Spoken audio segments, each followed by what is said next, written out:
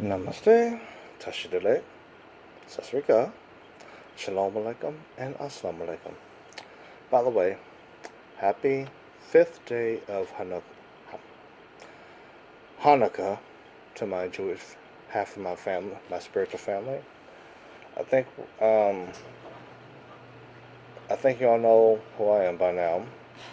But in case you don't, it's Mike Daisy, and you're watching the message. Let's see, and we're gonna continue where we left off with the Puranas through Jewish eyes. This is going to be part two of that. I don't want to call it a series because I'm not trying to turn into a series. This is part two of the previous presentation. Let's see. I wanted to let all of you know that I'm working on a subject regarding the Jehovah's Witnesses and something else which I'm not going to reveal until I deliver it. That should be ready for you by next week, if not sooner. Now that I got that out the way, let's get on to the tech.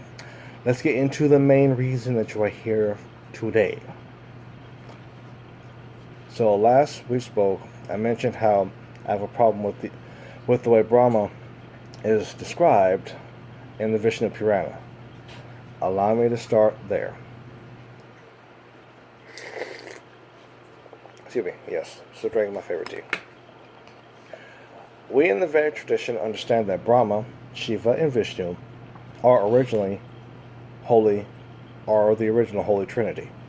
Since this is the case, how can any portion of the Holy Trinity be treated as less? How can any part of the Holy Trinity be treated less divine than all the other parts? The chief financial officer is not less valuable than the chief operations officer, and certainly not less valuable than the chief executive officer.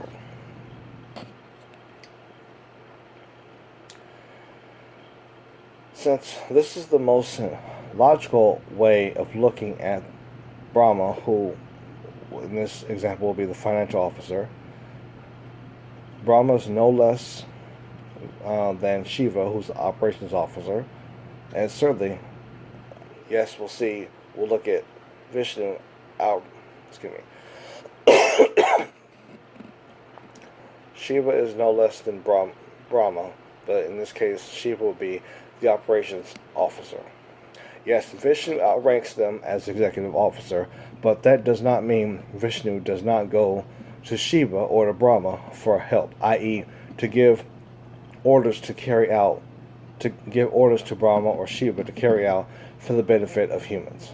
All the ranks mean is that Vishnu is in charge, not Shiva or Brahma. Now that I finished that part from last time, I have to finish. Now that I finished that point, let's go further. Shiva is an angel or Devi and servant of Vishnu, who in Hebrew would be seen as a Raja. And let us remember that no kingdom in the annals of history has ever had three kings ruling at the same time. Like three kings literally ruling the same castle at the same time. That's what I mean.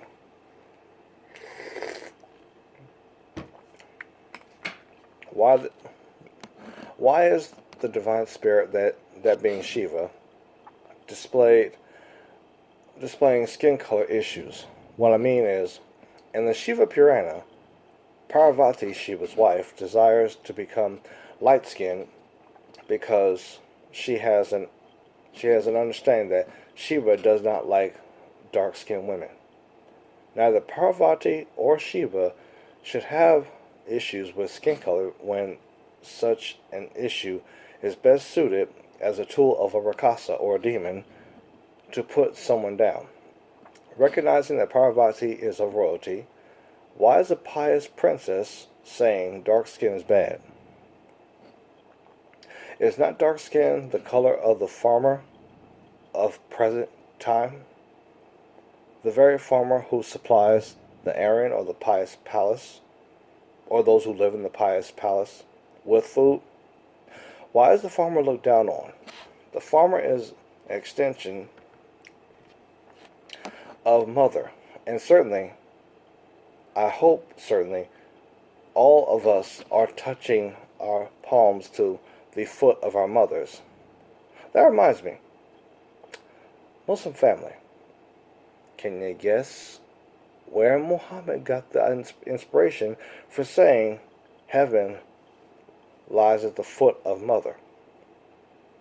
It's another way of saying touch your palm to the foot of mama. If you honor her and the values she gave, remember to touch touch the palm, the foot of your mother. If you honor mother and certainly father, you can't purposely allow yourself to. This is for the sisters. You cannot purposely allow yourself to lay with any man you haven't married, except that you are at peace with bringing dishonor to your family name. That part was based upon a video I saw on not to be ugly, on Indian women as regarding their first experiences with sex, which I will have a reaction video or reaction to that later on. But back to the subject. Understanding that the farmer is lower in rank than the prince, the Shiva and Vishnu Puranas both teach that the poor are not to be mistreated. The poor are not to be mistreated. While neither Purana suggests openly that royalty marry farmers, they do not speak against it either. So when a Hindu family that is light-skinned looks down on someone who is wheat-skinned or wheat color or darker, that Hindu is doing the equal of defecating on a linga or a Shiva linga. How can I say this? Shiva in general is painted blue, right? Blue is a dark color when you compare blue to yellow or orange, right? Okay. Since we both agree that Shiva is in the supernatural a blue-skinned reality, and blue is equal to brown, as they are both dark in comparison to yellow. How can I say this? How is it that I can say that the dark-skinned Hindu is generally, this is how I can say that the dark-skinned Hindu is being treated equal to defecating on the linga, because the light-skinned is not treating the dark-skinned with the same respect that you both naturally would treat the Shiva linga. That is why I said what I said. Apologize for any confusion, as I'm trying to speak it accurately and properly while dealing with this cough I have.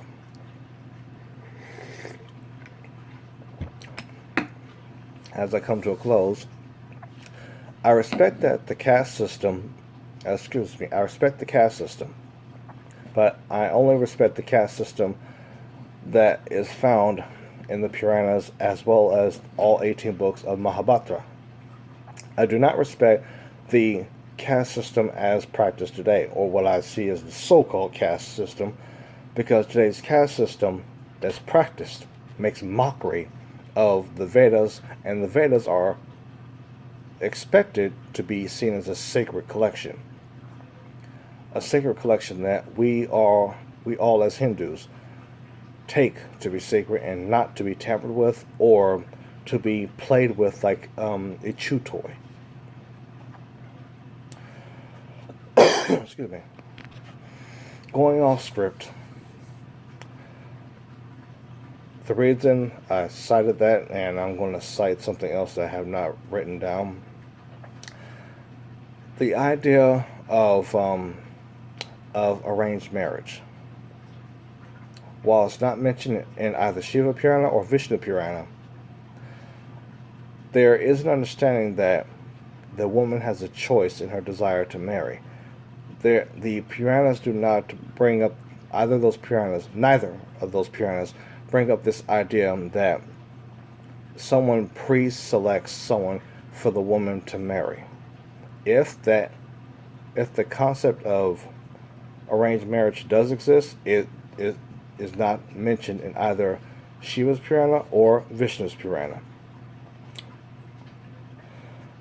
The concept of arranged marriage, in all truth, is equal to the Jewish concept of a woman being betrothed to a man at an early age, and likewise a man being betrothed to a woman at an early age.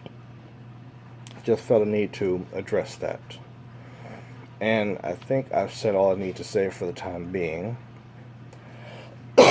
As always, if you like what you've heard,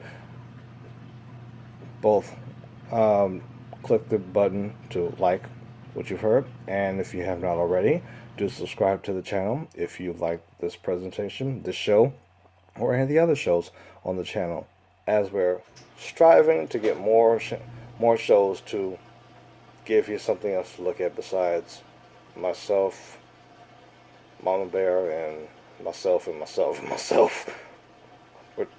I am, as the person who's in charge of promotions, I'm trying to get more shows to give you something else to look at besides me. Just thought I should say that, because I believe I've said that before, but I'm not sure if I've said that. So I'll make sure I say it now. Again, also, if you want to say, if you have a comment at all, if you've ever had a comment, feel free to put the comment down on the bottom area where it says comment. Do that. Oh, don't feel like doing that? You know the drill. Go there. Leave your comment.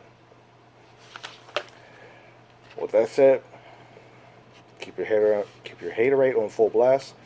Speaking to your future. Namaste. Tashi Delek and Sasrika.